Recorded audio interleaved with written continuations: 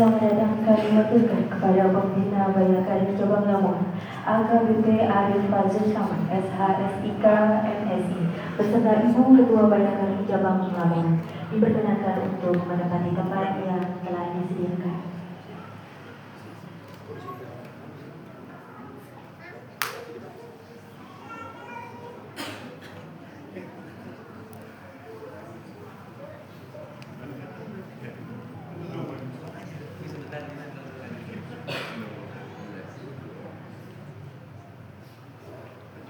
Harusnya ditelepon teman FKB ini ya.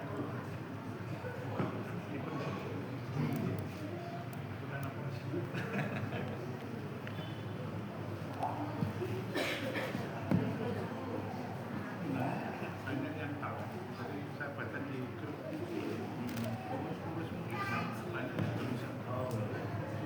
Saya bilang sekarang angka dan pertama-tama.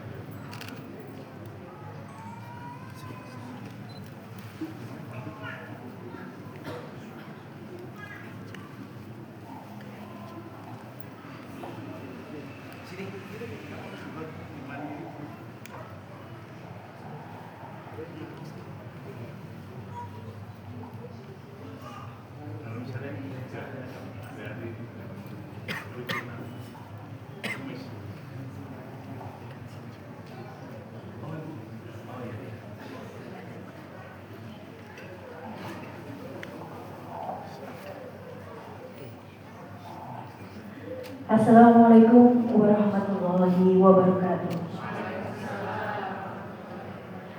Yang terhormat Bapak Pembina Bayangkari Cabang Lamongan, AKBP Arif Fazil Rahman, SHSIK MSI, yang kami hormati Ibu Ketua Bayangkari Cabang Lamongan, yang kami hormati Ibu Wakil Ketua Bayangkari Cabang Lamongan, yang kami hormati pengurus cabang dan pengurus Yayasan Kemala Bayangkari Cabang Lamongan, yang kami hormati Ketua Ranting se-Cabang Lamongan, yang kami hormati para tamu undangan, anak-anak yatim serta hadirin yang berbahagia. Alhamdulillahirabbil alamin. Puji syukur kita panjatkan kehadirat Allah Subhanahu wa taala karena atas rahmat, taufik dan hidayahnya pada hari ini kita dapat berkumpul dalam keadaan sehat walafiat dalam acara pengajian dan penyerahan tali asih Bayangkari Cabang Lamongan. Salawat serta salam semoga senantiasa tercurahkan kepada junjungan kita Nabi Muhammad SAW beserta keluarga, sahabat dan seluruh umatnya hingga akhir zaman. Hadirin yang berbahagia, untuk mengawali acara pada hari ini, marilah kita buka kegiatan ini dengan membaca basmalah.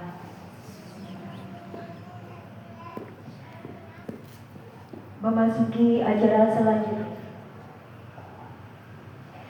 merupakan kebahagiaan bagi kami mendapatkan kehormatan karena telah hadir di tengah-tengah kita Bapak Pembina Bayangkari Cabang Lamongan yang berkenan meluangkan waktu untuk hadir dalam acara kita pada sore hari ini.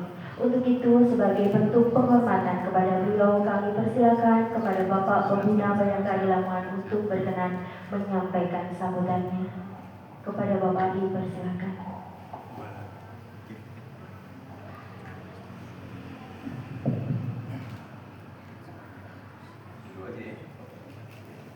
Bismillahirrahmanirrahim. Assalamualaikum warahmatullahi wabarakatuh. Waalaikumsalam warahmatullahi wabarakatuh. Innal hamdalillah nasta'inu wa nastaghfiruh wa na'udzu billahi min shururi anfusina wa min sayyiati a'malina. May yahdihillahu fala mudilla lahu wa may yudlil fala hadiya lahu. Asyhadu an la ilaha illallah wa asyhadu anna Muhammadan abduhu wa rasuluhu la nabiyya ba'da. Yang saya hormati Ibu Ketua Bayangkari Cabang Lamongan dan Ibu Wakil Ketua. Yang saya hormati Bapak Wakapolres beserta Bapak Ustadz yang telah hadir di sini membersamai kita. Yang saya hormati pula seluruh pengurus Bayangkari Cabang Lamongan. Yang saya cintai dan saya sayangi seluruh anak-anakku, para pejuang Bayangkara. Kenapa pejuang Bayangkara? Karena anak-anakku semua ayahandanya atau orang tuanya dulu adalah seorang anggota Polri yang sekarang saat ini sudah ditinggalkan oleh salah satu dari kedua orang tua, mungkin ayah atau ibunya, dan masih menjadi bagian dari keluarga besar kita di Polres Lamongan. Semoga anak-anakku semua selalu diberikan kesehatan, kelancaran, keberkahan dalam segala urusan. Amin amin ya rabbal alamin.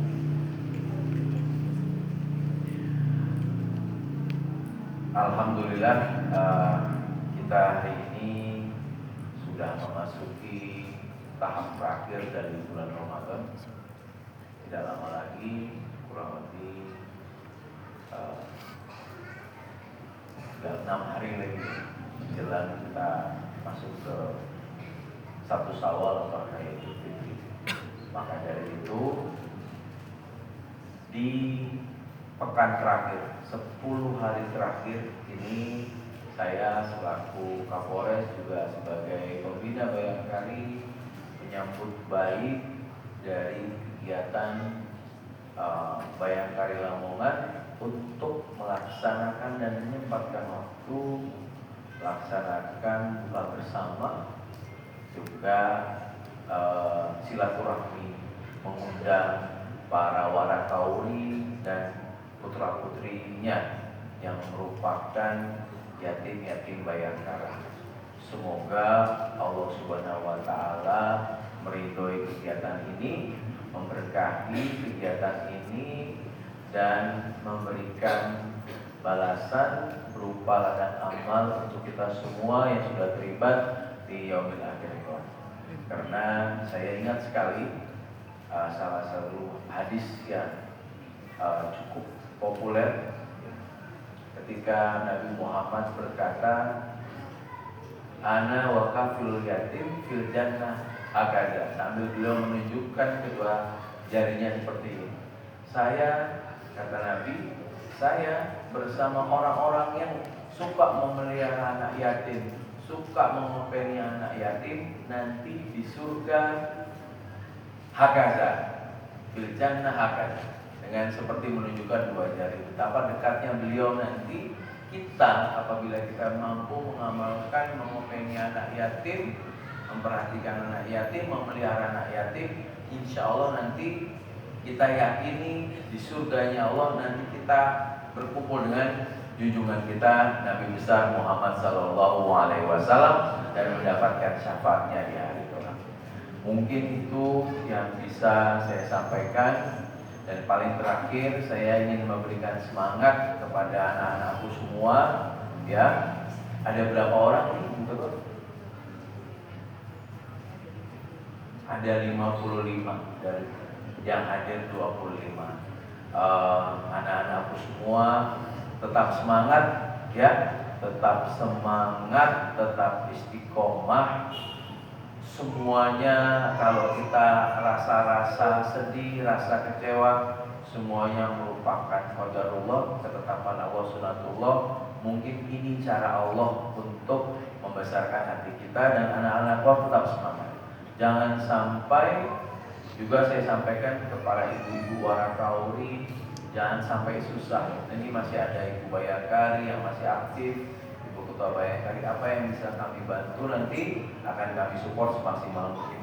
Jangan hanya karena ayahnya, suaminya sudah tidak lagi ada, terus merasa putus, lepas silaturahmi, atau merasa tidak menjadi bagian dari keluarga. Semuanya merupakan bagian dari keluarga besar.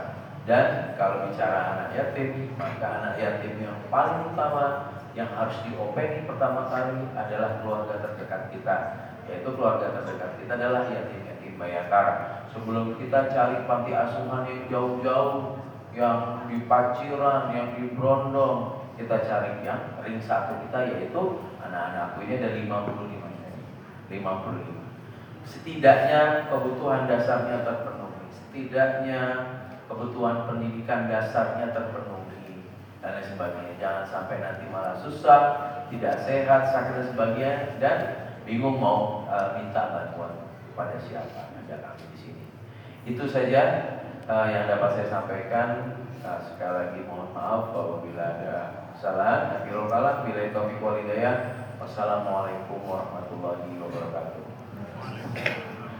Terima kasih kepada Bapak Pembina Bayangkari Cabang Lamongan atas sambutan yang disampaikan. Semoga apa yang telah disampaikan dapat menjadi nasihat dan motivasi untuk kita semua. Memasuki acara selanjutnya, yaitu ceramah agama yang akan menambah ilmu serta memperkuat keimanan kita dengan tema peringatan Nuzulul Quran. Kepada beliau Kiai Haji Masrur Arif SH MWum, beliau menjabat sebagai Ketua FKUB Kabupaten Lamongan. Sekaligus dipimpin doa penutup. Kepadanya dipersilakan.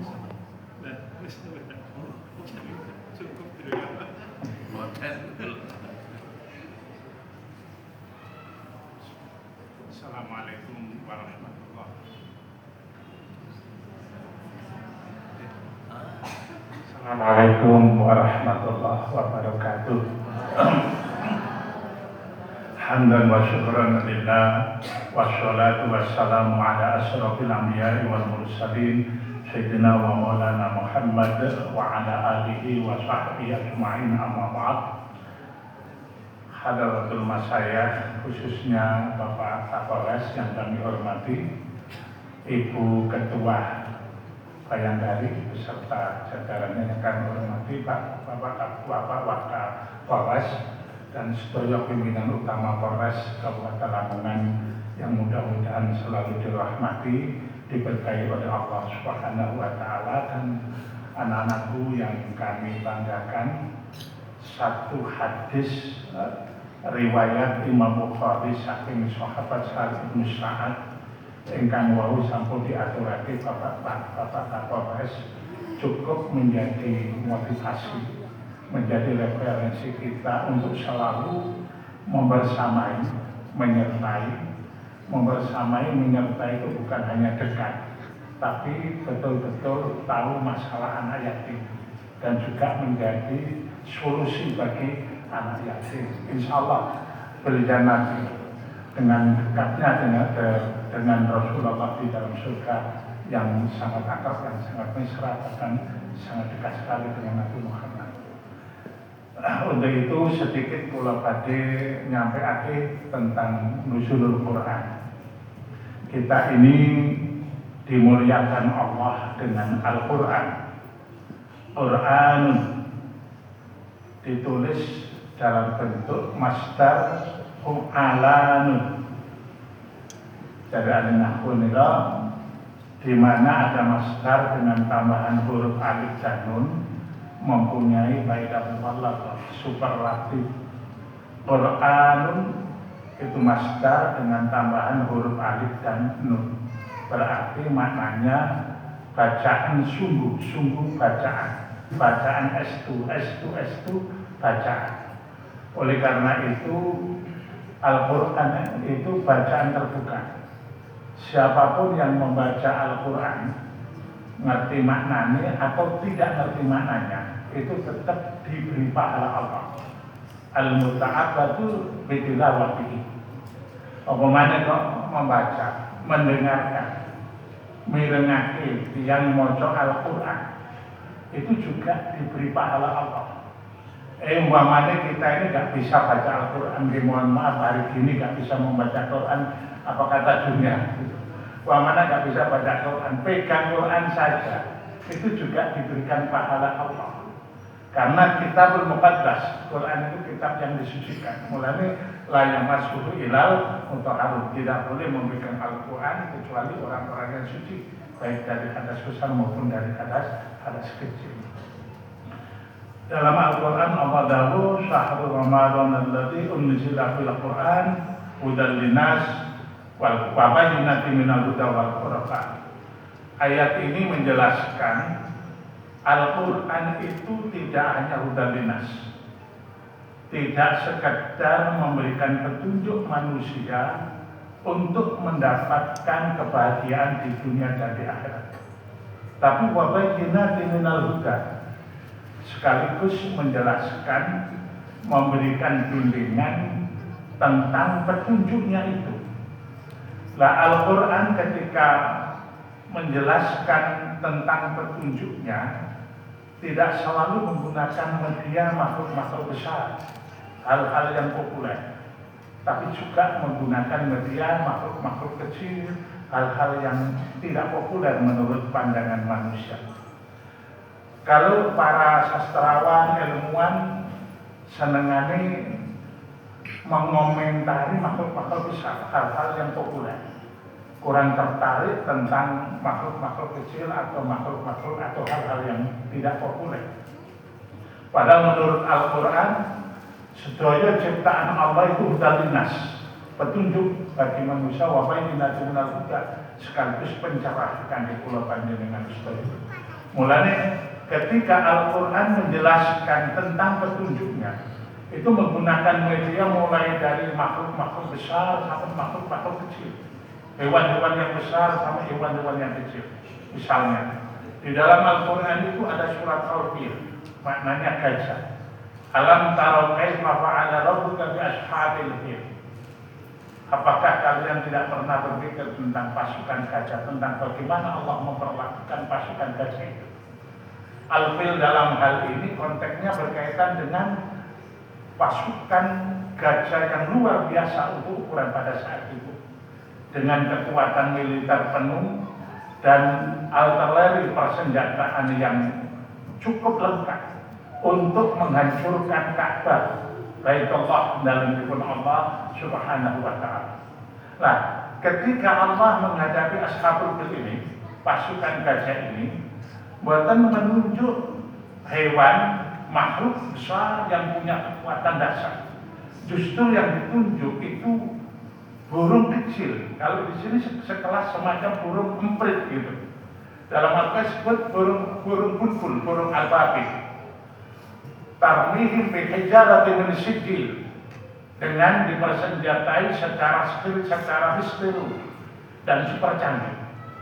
Wa ja'alahum ka'asyumakun, sehingga burung kecil, makhluk yang menurut pandangan manusia tidak ada daya kekuatan itu, bisa menghancurkan pasukan gajah yang besar, bisa memporak-porandakan seperti rumput kering yang dikunyah oleh hewan-hewan. Ini luar biasa. Apa maksudnya? Bapak Ibu yang kami hormati, manusia ini daya dan kekuatannya sangat lemah sekali, tidak apa-apanya di hadapan Allah. Apalagi manusia itu kekuatannya lebih ringkih, lebih lemah daripada gajah yang memiliki tulang dan kulit yang begitu keras sekali. Itu pun tidak ada apa-apanya. Makanya mohon maaf, bisa jadi negara-negara kecil macam Iran, penduduk 92 juta, puluhan tahun dibantu ekonomi oleh Amerika dan sekutunya, diisolir oleh negara-negara tetangga sendiri, itu bisa memenangkan perang dengan Amerika dan sekutunya kalau Allah menghendaki. Innallaha ala nasrihim laqadir, karena Allah itu punya kekuasaan untuk itu. Allah nggak sulit kalau memenangkan negara-negara kecil atas negara-negara superpower itu. Ketika Indonesia dijajah, kita tahu bahwa yang menyebabkan kemerdekaan RI ini diantaranya itu apa? Bambu runcing, buatan pesawat tempur, buatan rudal rudal yang berteknologi tinggi, tapi bambu runcing, frame yang dicontoh anak cilik maupun besar, karena kekuasaan Allah dengan takbir Allahu Akbar, Allahu Akbar, Allahu Akbar, bambu runcing sakit ngalahi rudal, sama bambu runcing sakit ngalahi granat, bisa mengalahkan pesawat tempur.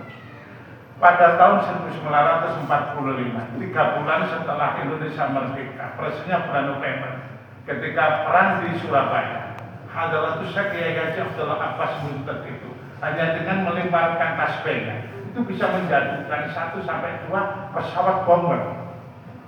Gabiaknya dilempar udara bisa menjatuhkan pesawat-pesawat sekutu. Makanya manusia tidak boleh sombong.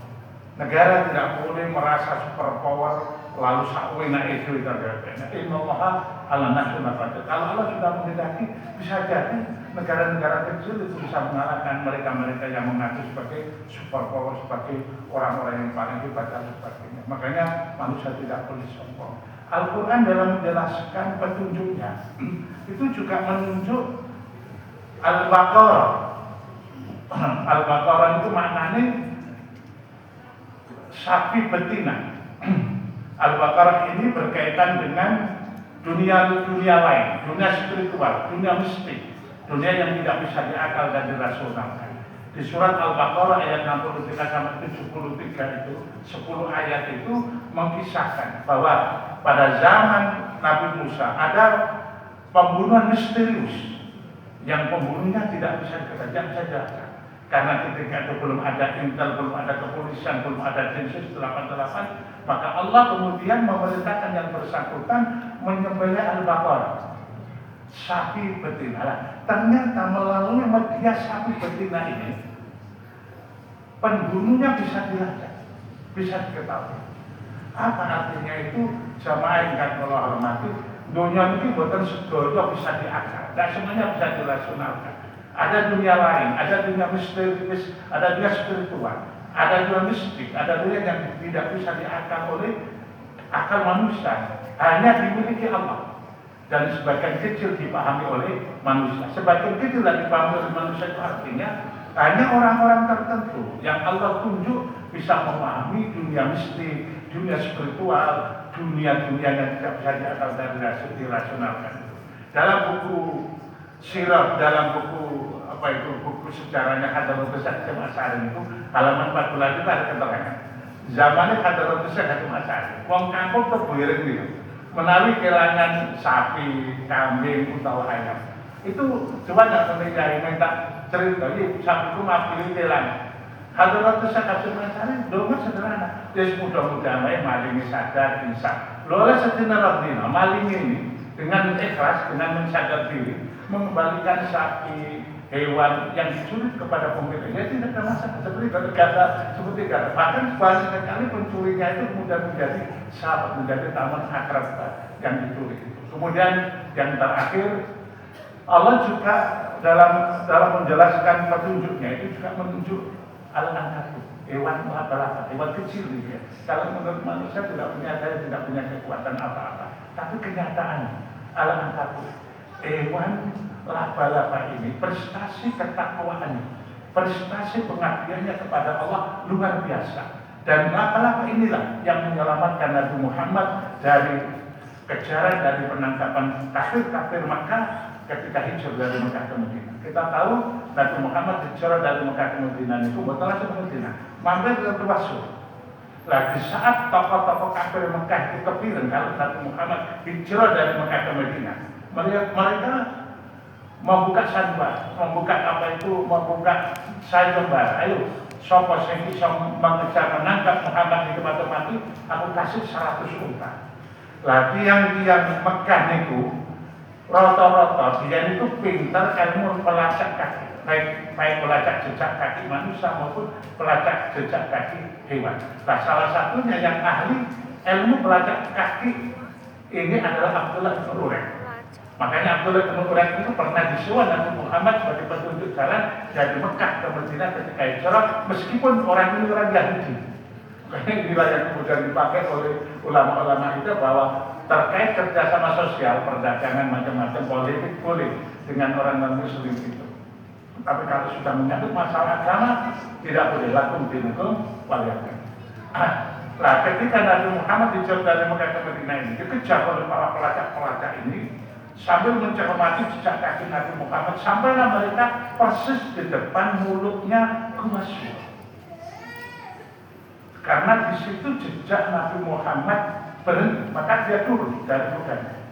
Kemudian melihat-lihat Gua Sur itu, tapi karena mereka hanya mengedepankan akal, mengedepankan logika, menggunakan teori-teori fisikanya saja, logikanya kemudian mengatakan Muhammad gak mungkin di dalam gua ini. Karena apa? Mulutnya ditutupi oleh sarang burung, sarang laba-laba yang estetik, yang bagus, yang teratur itu. Logika mereka berkata, kalau Muhammad di situ, sarang ini akan rusak. Padahal memang betul, Nabi Muhammad barusan masuk di situ, kemudian laba-laba ini mendesain sarangnya dalam waktu yang sangat singkat sekali. Kalau umpamanya wong kafir ini sedikit saja menanggalkan akalnya, sedikit saja menurunkan teori fisikanya itu, lalu mencermati betul kondisi gua itu, pasti ketemu Nabi Muhammad. Karena apa? Gua itu lebarnya hanya 2 meter, panjangnya hanya 3 meter, tingginya kurang lebih 1 meter lebih sedikit. Nah, Nabi Muhammad ketika itu, logo sebagian tembok gua, kasih kalian ke delojong, melorot ke arah pintu gua. Baik, kalau umpamanya orang kafir itu sedikit akan menurunkan akalnya, kemudian mencermati betul, melihat Nabi Muhammad, menemukan Nabi Muhammad. Tapi karena tidak menggunakan, tapi karena hanya menggunakan akal, tidak menggunakan feeling keimanan, ini tidak menggunakan feeling hati nuraninya, maka akalnya gagal menemukan Nabi Muhammad. Subhanallah. Apa artinya? Jamaah yang kan kalau hormati, hewan dan manusia itu mohon maaf sama-sama punya daging, punya tulang, punya kulit. Malah daging hewan itu laku dijual, enak dimakan. Kalau daging manusia bisa pakai gelem tuku, bisa pakai gelem. Nah, oleh karena itu kita harus malu terhadap hewan itu. Laba-laba yang kecil itu ternyata, mohon maaf, kita yang mengaku sebagai makhluk mulia, punya akal pikiran, tapi ternyata prestasi keimanan kita, prestasi pengabdian kita kepada agama diguyu, kalah dengan prestasinya hewan-hewan sekelas laba-laba itu. Mulai ulama-ulama salaf itu ngapunten itu dakwah, bunyi-bunyian, ocehan hewan. Itu sebenarnya bacaan tasbih. Dan sindiran bagi orang-orang yang lupa ini, karena ini. Cuma kita terkadang nggak tahu apa maksud sindiran itu, kecuali Nabi Sulaiman. Seperti Nabi Sulaiman ketika peserta pasukannya ekspedisi jalan-jalan sidak ke lapangan, Nabi Sulaiman itu mendengar komandannya semut itu memberi instruksi kepada anggotanya, masuk ke lubang agar supaya tidak diinjak oleh kaki Nabi Sulaiman beserta pasukannya dengan tidak merasa sadar. Ini sebuah sindiran yang betul sekali, sindiran yang sangat luar biasa. Artinya apa? Kita ini sering merasa makhluk yang paling mulia, dibekali akal pikiran, tapi ternyata mohon maaf, prestasi keimanan kita, prestasi pengabdian kita kepada Allah kalah kalau hewan kecil-kecil seperti laba-laba.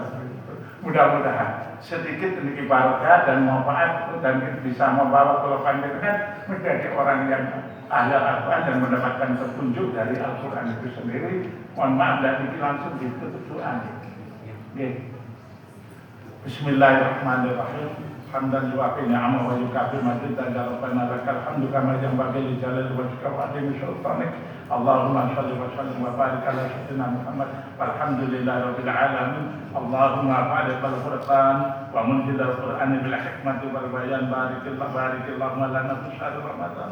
Allahumma fa'al al-Qur'an wa munzil al-Qur'an bil hikmati wal bayan barikillahumma lana fi shahr Ramadan. Allahumma fa'al al-Qur'an wa munzil al-Qur'an bil hikmati wal bayan barikillahumma lana fi shahr Ramadan. Rabbana hab lana min azwajina wa dhurriyyatina qurrata a'yun waj'alna lil muttaqina imama. Rabbana anzil 'alaina ma'idatan minas sama'i takunu lana 'aidan li awwalina wa akhirina wa 'idatan minka warzuqna wa anta khairur raziqin. Rabbana ighfir lana wa li ikhwanina alladziina sabaquna bil iman wa la taj'al fi qulubina ghillan lil ladziina amanu. Rabbana innaka ra'ufur rahim. Rabbana atina fid dunya hasanatan wa fil akhirati hasanatan wa qina adzabannar. Allahumma shalli wa sallim wa barik ala sayyidina Muhammad wa ala sayyidina Muhammad walhamdulillahi rabbil alamin. Wa menawi wonten khilaf wonten salah nyuwun agung nyuwun pangapunten. Assalamualaikum warahmatullahi wabarakatuh. Terima kasih kami sampaikan kepada Bapak Kiai Haji Masrur atas tausiah yang telah disampaikan. Hadirin yang kami hormati, selanjutnya kita memasuki acara penyerahan tali asi kepada anak yatim piatu. Untuk itu kami persilakan kepada Bapak Pembina beserta Ibu Ketua Badan Panitia Pengarah untuk berkenan menyerahkan tali asi. Kepada para penerima, kami persilakan maju ke Gak apa-apa, depan. ayo